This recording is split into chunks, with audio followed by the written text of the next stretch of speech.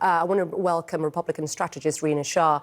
Rina, welcome to the show. Good to see you. Look, it's clear that the former president has solidified, as we hear there from Jeff Zeleny, his iron grip on the Republican Party. But there seem to be some fissures, as we've seen from that support for Haley in places like Vermont, right? So where do the Haley votes go? Just picking up from what Jeff Zeleny was saying there. Do we have a sense of where they're going to go? Well, Vermont in particular was rather shocking because Trump was expected to perform well there, and instead he lost by 4 points to Haley. And so though he did solidify his stature as the presumptive nominee, he is not part of a unified party. He has not succeeded in that measure. So a couple things, again, can be true about last night in that he locked up these wins by beating Haley, but that the polls were also pretty wrong. In many places, she performed far better than the former president, and that signals trouble for him as he moves forward. He needs to find a way to get those voters for Haley now into his camp. Yeah, and we've seen with that not just the strengths, right, but also the weaknesses for the former president. Look, Haley did well, Rina, with suburban voters, with college-educated voters. So I wonder how then Trump peels away those voters. And do you think, I mean, can he win, Rina, without expanding his base?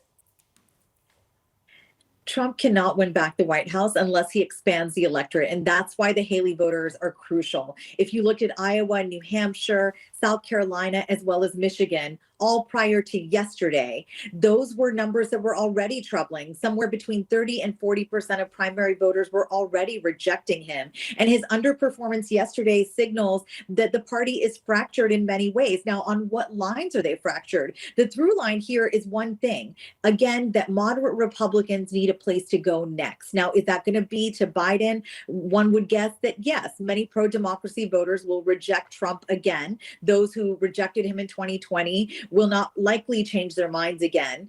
But now one thing is also an impediment is how people perceive Biden's capacity to do the job. That is a glaring problem, and one in which the Trump campaign sees a real entryway to re-enter the White House. And President Biden is also trying to exploit, right, peel away the support. But let's focus on Trump and how he can do it, Rina, because I wonder what tactics. You heard Jeff Zeleny talking about looking for commonalities between Haley and President Biden. I mean, on what issues, if any issues, do you think Trump can persuade Haley voters to come to his side? Or do you think it's a question of tone and demeanor over issues here? Well, I took extensive notes last night when he was speaking because I was very taken aback by that speech. That was a very professional speech. It wasn't as freewheeling as we typically see the former president do when he gets to a podium. It was a speech in which I saw him go directly for some of Haley's supporters, predominantly those that sit in mid-Atlantic power centers, the coastal elite, if you will. He touted his success with the economy. He said he delivered the largest tax cuts in history. He also spoke about the stock market repeated times. This is, again, all aimed at getting those establishment Republicans under his banner again. And now it wasn't a surprise that he would talk about the immigration of the border. He has repeatedly lied about that, saying that he had solved the crisis at the border when he was in the White House, when in fact he never finished the wall. But it was also very interesting to see him go on about crime and public safety, as well as about defense and war, and also about trade. He talked about getting China to buy from American farmers. The one issue area he did not touch was abortion, an issue area in which Nikki Haley was no stranger to and talked about with great, I would call it professionalism, as well as an ability to get voters outside the GOP to vote for her when she spoke about abortion on the debate stages last fall. Again, a place where Trump was not present.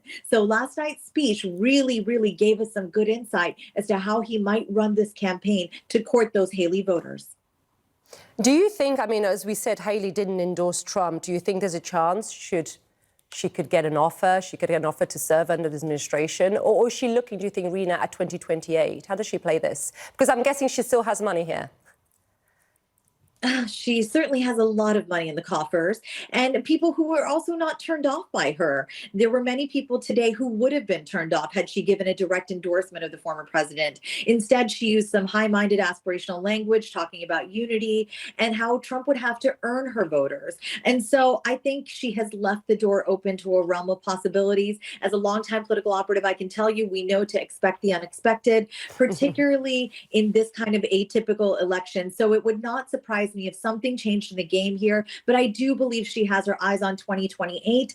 And that would not be a terrible thing because look, what she has shown at being the first ever Republican woman to win a presidential primary is that she is palatable to folks who are more moderate or centrist or Yeah. are feeling some lack of love from the Democratic Party.